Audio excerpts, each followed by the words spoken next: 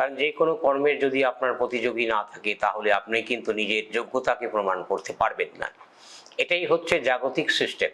কারণ আপনি যদি একাই থেকে থাকেন, আপনাকে কেউ শত্রুতামি করলো না, আপনাকে কেউ ফলো করলো না, তাহলে আপনার একেবারে সাদামাটা জীবন হয়ে গেল। এবার ভগবান মাতৃগর্ভের থেকে শত্রুনি জন্মগ্রহণ করেছেন, তার জন্মকুণ্ডলিতে কালসর্প যোগ ছিল। এটা ম্যাক্সিমাম ব্যক্তিরা আলোচনা করে থাকেন, এটা নতুন কোনো সাবজেক্ট না। তবে কিছু ক্ষেত্রে আমাদের এটা বলতে হয়, যেহেতু একটি ডিসক্রিপশন বা এর একটা উপমা উপেক্ষা দেওয়ার প্রয়োজন আসে। তা সেই ক্ষেত্রে ভগবান নিজে যখন শত্রু যোগ নিয়ে তৈরি হলেন, পৃথিবীতে এলেন, কিন্তু ডাইরেক্ট উনি আদ্যাশক্তি মহামায়ার কাছ থেকে আসেননি এবং যোগমায়ার কাছ থেকে এসেছেন। যোগশক্তিকে অর্থাৎ শক্তির কাছ থেকে পৃথিবীতে ভগবান শ্রীকৃষ্ণ এসেছেন, উনি কিন্তু মায়ার কাছ থেকে আসেননি। এবার এখানে একটি ব্যাখ্যা আমি এই বিগত কয়েকটি এপিসোড আগে আমি এই ধরনেরই কিছুটা আলোচনা, সাংকেতিক আলোচনা আমি করেছি।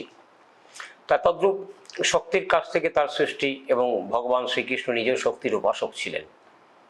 অনেক কৃষ্ণ ভক্তরা আছে দেবদেবী পূজার ক্ষেত্রে তাদের অনেক বাধা বিরগতি মনে করেন এবং দেব শক্তিকে উপেক্ষা করেন। ভগবান শ্রীকৃষ্ণ নিজেও শক্তির উপাসনা করেন, শক্তির পূজাই করেছিলেন। কারণ ভগবান কার পূজা করেন?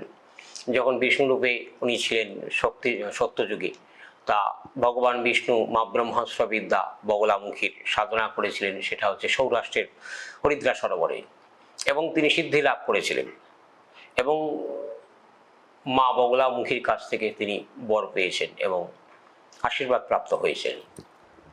কারণ সে পূর্ণ ব্রহ্ম হলেও পৃথিবীতে এসছেন মাতৃগর্ভের থেকে এই জগৎবাসীর কাছে। তা তদ্রূপ এই মহাভারতের আমলে ভগবান শ্রীকৃষ্ণর শত্রু ছিলেন কালিয়া, তারপরে অগা অসুর, কাকা অসুর, বহু অসুর, বহু মানুষ, এবং তার নিজের মামা ছিলেন কংস।